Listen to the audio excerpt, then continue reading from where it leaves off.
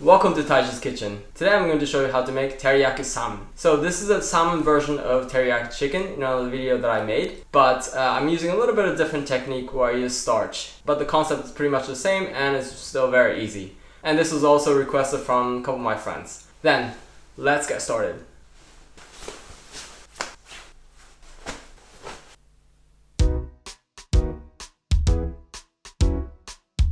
Here are the ingredients for teriyaki salmon. I have here a piece of salmon. You can use any other fish, but I think salmon you can find pretty much anywhere and it tastes always good. For the seasoning I have soy sauce, sugar, and mirin. Mirin is like a syrup from rice, and if you don't have mirin, you can just use regular sugar. And I also have a little bit of starch to just have a coating. If you don't have starch, you can use regular flour or you don't necessarily have to have it. I have also a little bit of frying oil, and then it'll be a bit boring just to have salmon, so I have bok choy for the garnish. So I'm gonna first prepare the bok choy. I'm just gonna cut this in half like this and also like this. If I cut it like this, then they stay together. This is finished for that. And let's prepare the salmon. I'm going to put a little coating of starch around the salmon. I like to coat the salmon with starch or flour for two reasons. One, it will contain the juice of salmon inside, and two, the sauce will stay on the salmon much more, and so you have more flavorful salmon. So I'm just gonna coat it up with the starch right here like this. By the way, I bought the salmon without the scale here on the skin, but if you happen to have scale, I advise you to take it out beforehand. So this is good. Before cooking the salmon, I'm gonna make the sauce first. First, I'm gonna put in 1 tablespoon of water. If you have sake, then you want to use 1 tablespoon of sake instead of water. But unfortunately, I didn't have it today and I couldn't find it in the market. So I'm just gonna use water, but preferably you want to use sake. Then 1 tablespoon of soy sauce. And to that, I'm gonna add in half a tablespoon of mirin. And also another half tablespoon of sugar. And then just give it a little mix. The reason why we use sake or mirin instead of water or sugar is that they also contain umami. They're made of rice and the rice is fermented, and during the fermentation they build up umami. So mirin or sake, they add another savory layer to the flavor. That's why we prefer to use mirin or sake. But if you don't have them, then of course it's okay. So let's first prepare the bok choy for the garnish. In a boiling water, I'm just gonna put a little salt. It'll bring out the color of the bok choy better. I'm going to soak the bottom part of the bok choy first because they'll take longer to cook. I'm going to leave it like this for 20 seconds or so. And then I'm going to put the leaf part as well. And then just let it cook for another 10 seconds or so. You never want to overcook the leafy vegetable. So this looks good. I'm just going to take this out. And that's done for the garnish. So let's cook the salmon. For this, you want to preferably have a non-stick frying pan. I'm going to turn the heat to medium, and then a little bit of frying oil, and then wait until the frying pan is heated.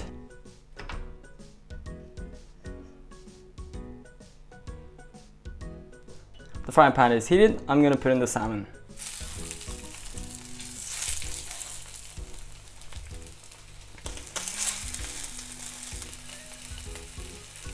So what you want to do is you want to cook all 4 sides, each about 1.5 minutes or so. So let's see. Oh, this is looking beautiful. So I'm gonna cook the other side.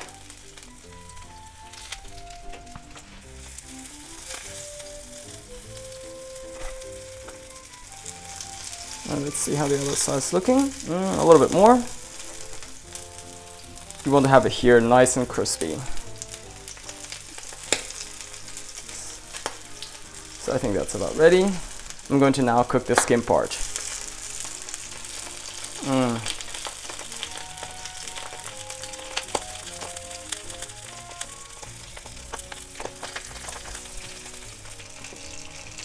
So the skin is also probably good. Oh wow. Look at the skin. Oh, that looks amazing. I'm gonna cook the bottom part now.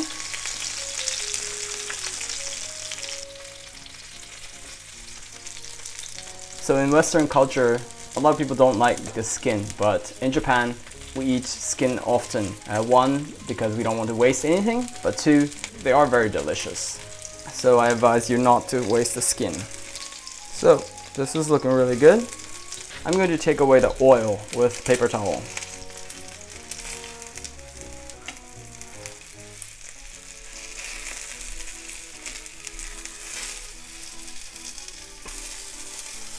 Then I'm going to put in here the sauce that I made earlier.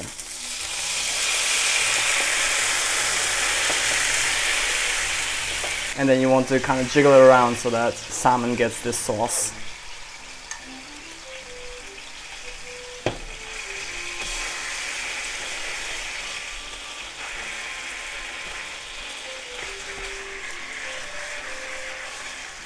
So the sauce is starting to caramelize. That looks great.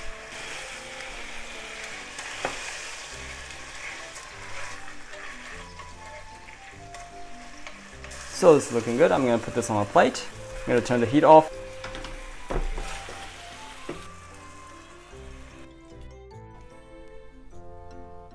Then I'm going to put the bok choy on the side. And this is finished.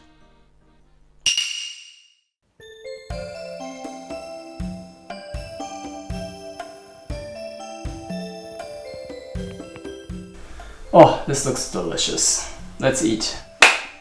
Itadakimasu. Let's dig in. Oh, this looks great. Oh, this teriyaki sauce is great.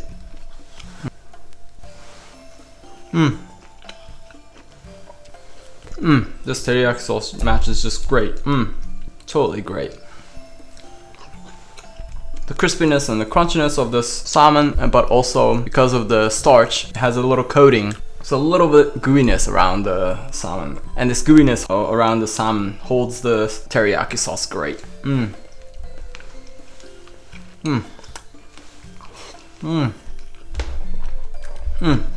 this just matches rice perfectly. So we're gonna have a little bok choy. So I didn't add any flavor to the bok choy, but bok choy also takes in the flavor of the teriyaki sauce, and this matches also perfectly. And as you may notice, in Japan we try to have different color on the plate. And it's not only to make aesthetic for the eyes, but also because the ingredients that have different color tend to have different nutrients. And so we try to have different kinds of nutrients in one meal, in one plate. And so that's why we try to put different colors.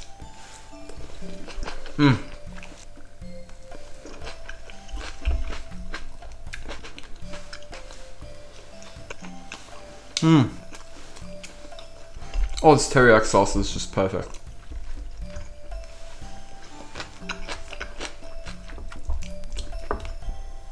So I'm gonna have the salmon and the bok choy together.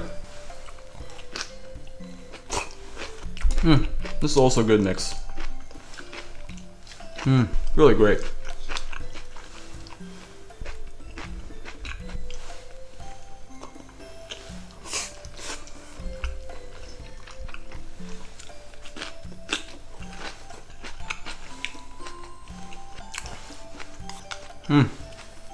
Oh, this was so delicious.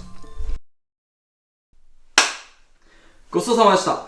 Oh, that was really savory, delicious. You can never go wrong with teriyaki sauce. I hope this video was informative for you, and I hope you make it yourself at home. It's really easy and it takes no more than like 20 minutes. If you like what you saw, please subscribe, and I look forward to see you in the next video.